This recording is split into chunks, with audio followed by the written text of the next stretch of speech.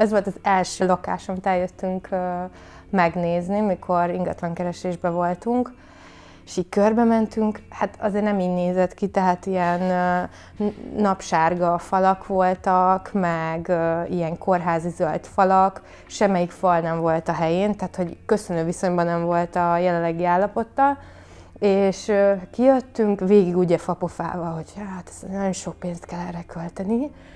Jöttünk fel a feljárón, kifelé menet, mentünk fel a kocsihoz, és egymásra néztünk orrán, és mondom, akkor nem itt fogunk lakni. Voltak alapvető elképzeléseink, de azt is gondoltuk, hogy valószínűleg egy szakember ezért sokat segíthet ebben, és sok fejfájástól meg tud minket kímélni a jövőben, végülis így is lett.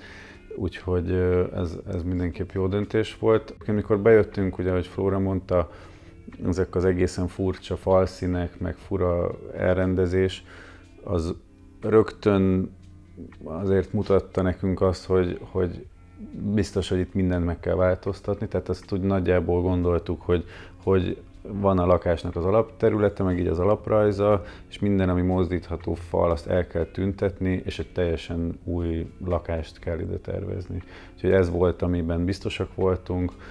Azt mondjuk gondoltuk, hogy akkor a konyhát aztán a hátulról ki kellene hozni, az, hogy mondjuk ami itt a terasz oldali szoba, azt nyilvánvalóan egy pazarlásnak gondoltuk, hogy itt mondjuk egy hálószoba legyen. Ez egy hálószoba volt. Mert hogy egyébként ez egy hálószoba volt, és az egyértelműnek tűnt, hogy azért ez nappaliként sokkal jobban tudna funkcionálni. Úgyhogy ilyen alapvető elképzeléseink voltak, de nem volt azért a fejünkben a konkrét elrendezés, meg alaprajz, ami aztán megvalósult.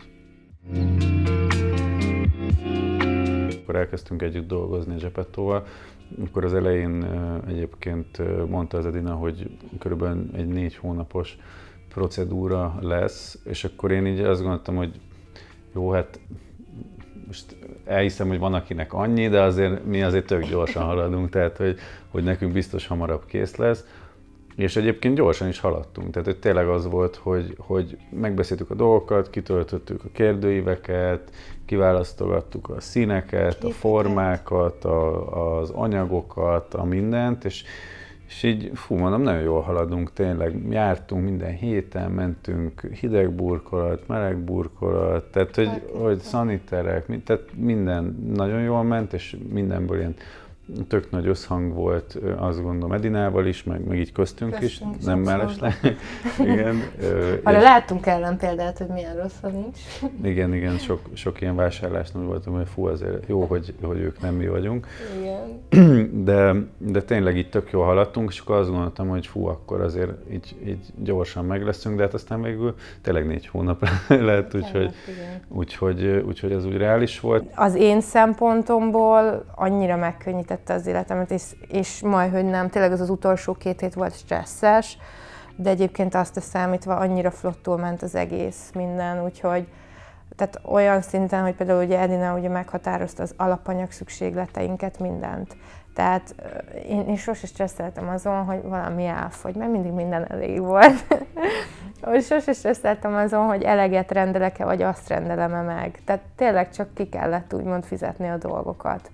És azért egy ekkora hordidejű felújításnál szerintem szinte magánemberként, hogyha ezt egyedül vittük volna végig, lehetetlen lett volna az, hogy ne legyen benne egy elszámolás, túlkalkulálás vagy alul, utána amiatt csúszik a munka, mert mondjuk be kell szerezni, és nehezen beszerezhető. Most olyan időszakot élünk, ahol a alapanyag hiány az abszolút jelen van az életünkben. És hát minden ilyen jellegű dologtól ugye minket megmentett az Edina.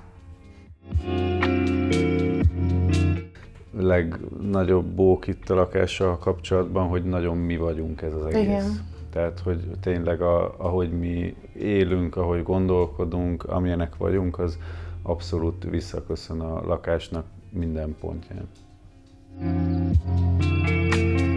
Nagyon tudatos ügyfelek ahhoz képest, hogy az első lakásról beszélünk. Tehát, hogy nagyon tudták, hogy mit szeretnének, mit funkcióba, tehát hogy azért itt voltak kalandok az arányban, hogy egy pici lakásba tegyünk azért pont akkor indult ez a home office időszak, legyen 2 külön helység, ahol lehet dolgozni, akkor legyen egy kényelmes hálószoba, mely egy nagyobb méretű fürdőszoba, és akkor azért, ha valakit áthívnak egy partira, vagy akármire, akkor még ők is egy helyen férjenek el, és kutya biztos legyen minden. És azért itt voltak ilyen nehezítő tényezők, de szerintem sikerült mindent megoldani, és nagyon nyitottak voltak a akcióráig.